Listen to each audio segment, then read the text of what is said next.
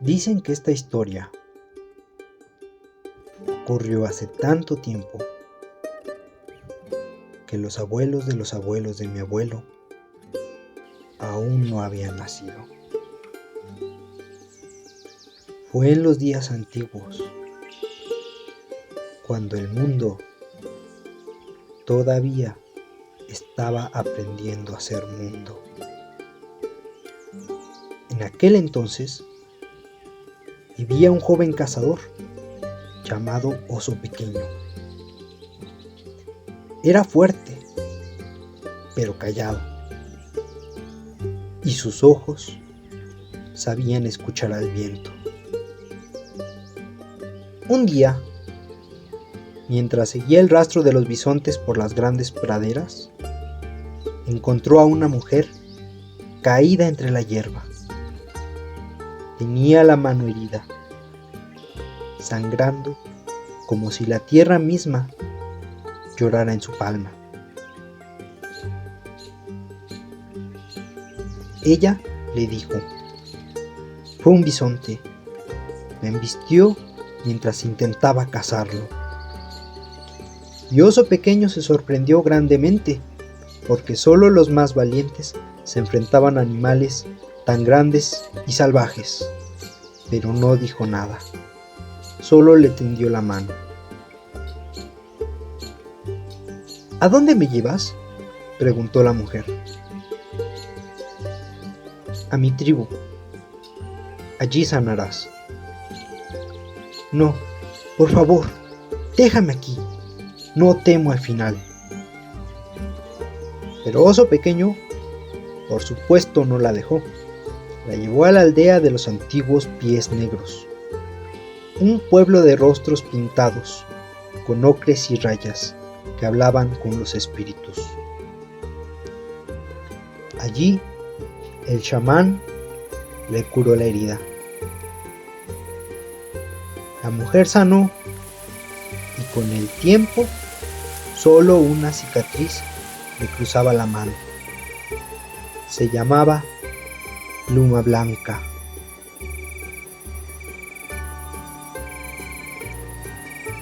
Pero al amanecer de una luna llena, desapareció.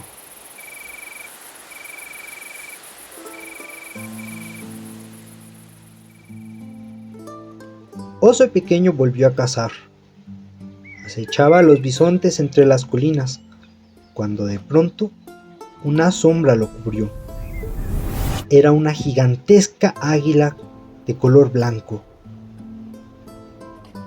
En aquella época, todas las aves eran de color blanco. El águila lo alzó por los hombros. Otras se unieron al vuelo y subieron tan alto que los árboles parecían agujas y los bosques eran del tamaño de una fruta. Allí, en un banco de nubes, lo esperaban 3 figuras aladas, de las cuales salieron hombres y mujeres, y entre ellas estaba Pluma Blanca. Se abrazaron. Bienvenido, le dijo, esta es mi verdadera tribu, la tribu de las águilas. Ella era la hija del jefe. Oso Pequeño, sin saberlo, la había salvado. Como agradecimiento, le ofrecieron quedarse.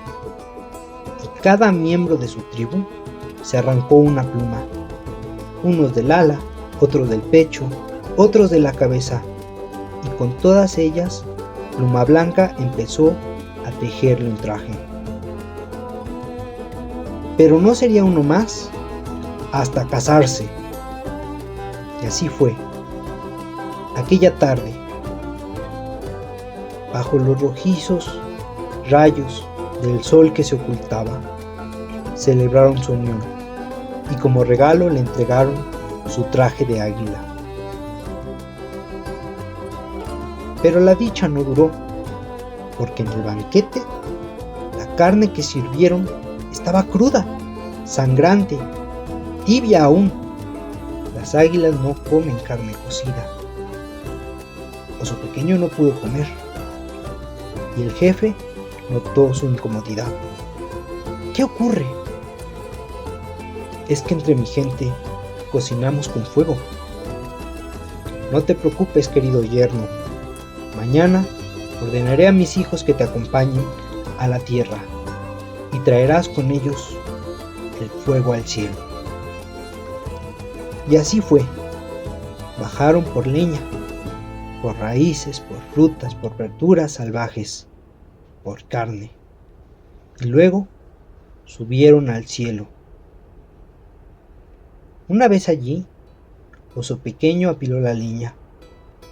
Con su yesca sacó chispas que pronto encendieron la madera y luego las águilas con sus poderosas alas batieron para avivar el fuego. Tarde se dieron cuenta que el humo de aquella pequeña fogata tiznaba las plumas de las aves. Además, el fuego comenzó a desbordarse y a prender por todo el cielo. ¡Deténganlo!, gritó el jefe, pero era demasiado tarde. Las aves huyeron, las nubes se quemaban, el cielo ardía. Pluma Blanca tomó a Oso Pequeño en sus brazos y lo llevó de nuevo a la tierra. Ella, tostada por el fuego, se volvió dorada, la primera de las águilas doradas. Uno de sus hermanos quedó negro salvo la cabeza, se convirtió en el águila calva. Otros quedaron completamente oscuros y fueron las águilas negras. Para entonces, el gran espíritu, dormido más allá del cielo, despertó con el olor a quemado. Y con un profundo suspiro, creó las aguas del cielo que cayeron sobre las nubes y apagaron las llamas.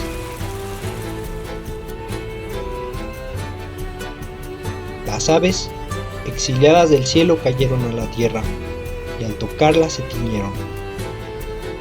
Los pericos del verde de las hojas, las guacamayas del naranja de la papaya, los canarios del jugo dorado de los limones, y los azulejos cayeron al lago y por eso son azules. Oso Pequeño nunca volvió a la tribu de los pies negros.